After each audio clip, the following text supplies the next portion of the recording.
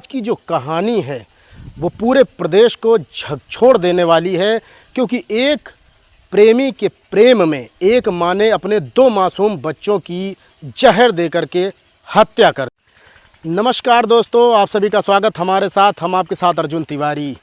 आज जिस विषय पर हम बात करेंगे, जिससे पूरा उत्तर प्रदेश कहीं न कहीं झकझोर देने वाली एक घटना निकल के सामने आती है मुजफ्फरनगर ज़िले से।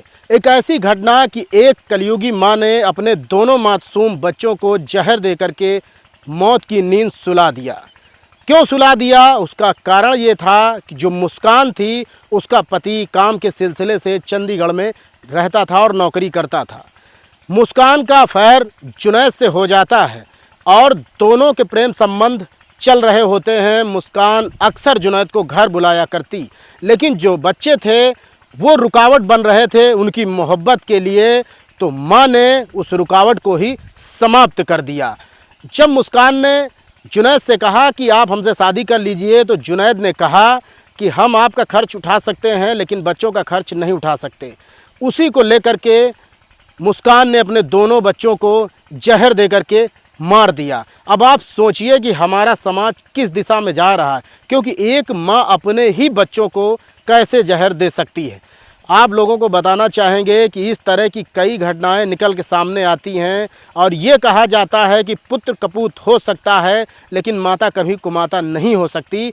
लेकिन आज मुस्कान ने उसको सच साबित कर दिया है, क्योंकि प्रेम जाल का जो ये चक्कर है, इसमें दो मासूम जिंदगियां बर्बाद हुई हैं।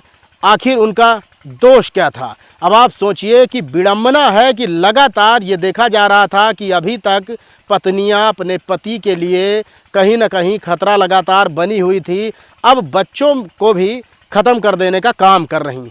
पुलिस ने गिरफ्तार कर लिया है मुस्कान को और उनको सख्त के सख्त कार्रवाई उनके खिलाफ होनी चाहिए। अब आप सोचिए कि विडंबना ये है कि जिस माँ ने जन्म दिया, लालन पालन किया, अपने प्रेमी के लिए दोनों मासूम बच्चों की ज़िंदगी समाप्त कर देने का काम किया।